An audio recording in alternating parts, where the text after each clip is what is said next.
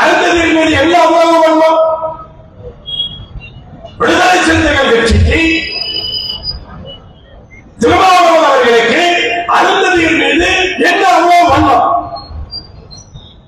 வன்னியர்களுக்கு 10.5% கொடுத்தார்களே, நீங்கள் நீதிமன்றத்துக்கு போனீர்களா? ஏன் போகல? அருந்ததிகளுக்கு கொடுத்தா மட்டும் நீங்க நீதிமன்றத்துக்கு போவீங்களா? ஏன் இந்த கேள்வி வராதா? ஒரு வன்னியரை நீங்கள் சட்டமன்ற தொகுதிகளை நிறுத்தி வைத்து விட்டால் வன்னியர்களுடைய பாதுகாவலராக நீங்கள் மாறிவிடுவீர்களா? ஒரு இஸ்லாமியரை சட்டமன்ற தொகுதியை நிறுத்தி வைத்து விட்டால் நீங்கள் இஸ்லாமியர்களுடைய பாதுகாவலராக மாறிவிடுவீர்களா? பட்டியலினத்தினுடைய பாதுகாவலர் என்று மாறிக் கொள்ளுகிறீர்களே, எங்காவது உங்கள் சட்டமன்ற தொகுதிகளை அருந்ததிகளை நிறுத்தி பார்த்தீர்களா? பட்டியலினத்தினுடைய பாதுகாவலர் என்று சொல்லும் பொழுது அதை செய்திருக்க வேண்டாமா? இந்தியா முழுவதும் இருக்கிற பட்டியலினத்திற்கு நான் போராடுகிறேன் என்று சொல்லுகிறீர்கள். ஆனால் தமிழகத்தில் இருக்கிற சகோதரர்களை வஞ்சிக்கிற வகையிலே நீங்கள் போராட்டம் நடத்துகிறீர்கள். நீதிமன்றத்திலே சீராய்வு மனு போடுகிறீர்கள். எப்படி நம்புவார்கள்? தமிழகத்திலே ஒரு 10 நாட்களாக எல்லாருக்கும் ஒரே சந்தேகம், எங்க ஆட்சி இந்த திருமாவளவனுக்கு? இந்த 10 நாள் தமிழ்நாடு பூரா எல்லாத்துக்கும் ஒரே சந்தேகம், என்ன ஆட்சி? இவ்வளவு நாள் திடீர்னு என்ன மது ஒழிப்பு மாநாடு போடுங்க, வேண்டாம்னு சொல்லல. ஆனா ஏன் இவ்வளவு பரபரப்பாகலாம்? அதை இதையும் பேசி, அதே போல அதிகாரம், அதை பற்றி ஒரு பேச்சு, அறிஞர்களே விடாது. காரணம் என்ன என்று எல்லாரும் குழம்பிக் கொண்டிருக்கிறார்கள். ஒன்றுமில்லை, தெரியாதனமா அருந்ததியர்களுடைய உள்ளொதுக்கீட்டு உச்ச நீதிமன்றம் உறுதிப்படுத்தியதை அவர் எதிர்த்து விட்டார். அதற்கு போராட்டமும் செய்து விட்டார். சீராய்வு மனு போட்டு விட்டார். அது மக்கள் பேசப்படாது. குறிப்பாக அருந்ததியர்கள் அதை மறந்துவிட வேண்டும். திசை திருப்புகின்ற அரசியல்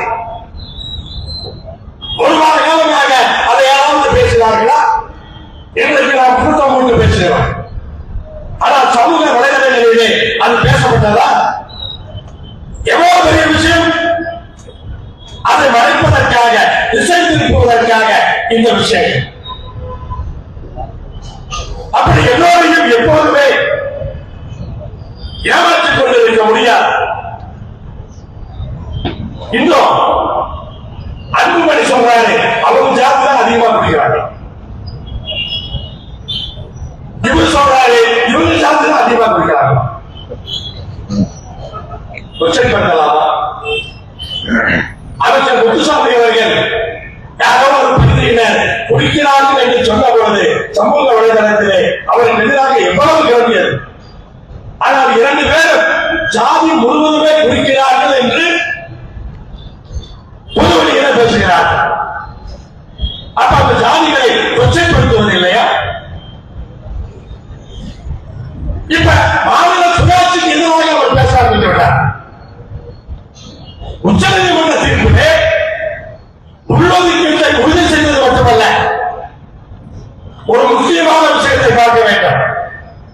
அதற்கு மாநில அரசுகளுக்கு உரிமை இருக்கிறது என்று சொல்லப்பட்டிருக்கிறது. அது மாநில சுயாட்சி இல்லையா? நீங்கள் அதை எதிர்க்கலாமா? அப்படியே உடனே இன்னொன்று, மது விற்பனை இன்றைக்கு மாநில பட்டியலில் இருக்கிறது. அது தேசியத்துக்கு எடுத்துக்கொள்ள வேண்டும் என்று சொன்னால் மத்திய அரசு இந்தியா முழுவதும் அதை செய்ய வேண்டும் என்று சொன்னால் மத்திய பட்டியலுக்கு அது போட வேண்டும். அது மாநில சுயாட்சி பதிப்பு இல்லையா? அப்ப 2 விஷயங்களிலே மாநில சுயாட்சியை எதிர்க்கிற விஷயமாக மாறாதா? இதை தெரிந்து செய்கிறாரா, தெரியாமல் செய்கிறாரா? என்ன செய்வது என்று தெரியாம சொல்லுகிறார்.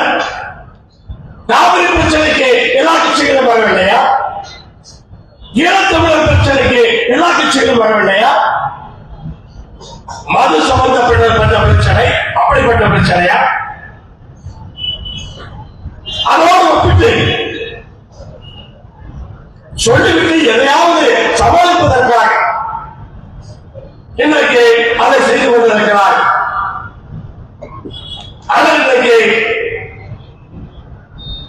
பார்க்கலாம், கொங்குநாடு மக்கள் தேசிய கட்சியினுடைய ஈஸ்வரன்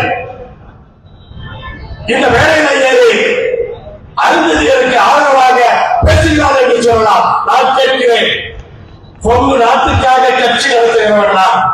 கொங்கு நாட்டிலே அருந்ததியர்கள் முழுதாக வாழ்ந்து வருகிறார்கள். கொங்கு நாட்டிலே வாழ்கிற அருந்ததியர்களுக்கு ஈஸ்வரன் வாழாமல் வக்காலத்து வாங்காமல் யார் வக்காலத்து வாங்குவார்?